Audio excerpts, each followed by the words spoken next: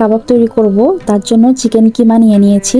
আর কাবাবটার নাম হচ্ছে চিকেন চাটকারা কাবাব। পেঁয়াজগুলোর পানি ঝরিয়ে আমি তারপরে ইউজ করছি এখানে। আদা বাটা আর রসুন পেস্ট, সামান্য একটু লবণ বা টেস্ট মতো একটু লবণ, হলুদের গুঁড়া খুব সামান্য করে। এই কাবাবটা স্বামী কাবাবের চাইতেও অনেক বহুগুণে টেস্ট হয়, আপনারা একবার ট্রাই করবেন, তাহলে এই টেস্টটা আপনারা বুঝতে পারবেন। এখন এখানে আমি মরিচের গুঁড়া দিয়ে দিচ্ছি। মরিচের গুঁড়াটা এখানে একটু বেশি ব্যবহার করা হয়, একটু ঝাল ঝাল হওয়ার জন্য। আর তাছাড়া চিলি ফ্লেক্সও ব্যবহার করে। তো যেহেতু এত বেশি মরিচ দিয়েছি, তাই আমি আর চিলি ফ্লেক্সটা ব্যবহার করিনি। কাঁচা মরিচও কিন্তু দেয়, 3টা মানে মরিচই এখানে অ্যাড করে, একটু বেশি ঝাল হয়। তো আমি শুধু একটা দিয়েছি।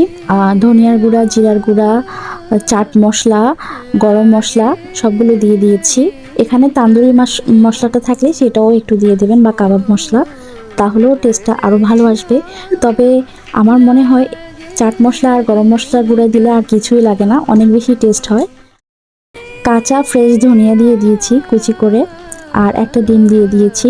অবশ্যই একটা ডিম ব্যবহার করবেন, তাহলে আর কাবাবটা ভাঙবে না। মানে ভাজার সময় কাবাবটা অনেক সময় দেখবেন ভেঙে যায়, একটা ডিম দিয়ে দিলে সেক্ষেত্রে কাবাবটা আর ভাঙার কোনো চান্স থাকে না।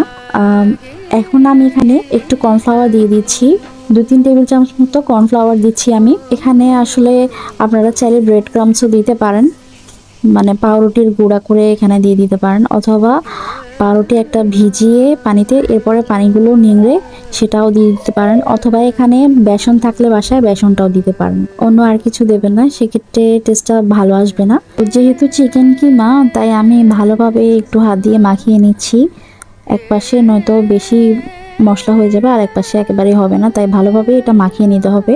আর এই কিমাটা আমি ছুরির সাহায্যে তৈরি করেছি। চাটকারা কাবাবের একটা ইউনিক মশলা আমি এখানে রেডি করছি, এটাকে স্পাইস মিক্স বলে।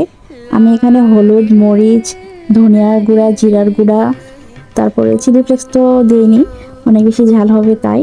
চাট মশলা, গরম মশলা, তারপরে একটু লবণ, সব কিছু দিয়ে ভালোভাবে মিক্স করে নিচ্ছি। তো স্পাইস মিক্সটা আসলে আমার রেডি করা হয়ে গেছে।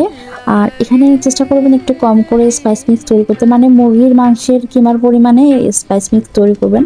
আমার অবশ্য পরে বেঁচে গিয়েছিল একটু, তো আমি হাতে একটু তেল মাখিয়ে নিচ্ছি। চাইলে এখানে একটু বাটারও দিয়ে দিতে পারেন, সেক্ষেত্রে আর হাতে তেল মাখানোর প্রয়োজন পড়ে না, বা তেলও দিয়ে দিতে পারেন। তবে আমি এভাবে একটু কোট করে মশলার মধ্যে গড়িয়ে নিচ্ছি আর একটা শেপে দিয়ে দিচ্ছি। এভাবে করে শেপ করতে অনেক বেশি সুবিধা হয়। এভাবে করে যদি মশলার কোটিংটা করা হয়, উপরে খেতে যেমন ভালো লাগে, ভেতরটাও সেরকমই ভালো লাগে। আপনারা ট্রাই করে দেখতে পারেন, একদম ইউনিক একটা কাবাবটা আমি এখন ডিপ ফ্রিজে রেখে দেবো। এই অবস্থায় যখন একটু শক্ত হয়ে আসবে, তখন ডিপ ফ্রিজ থেকে নামিয়ে একটা বক্সে ভরে নেব।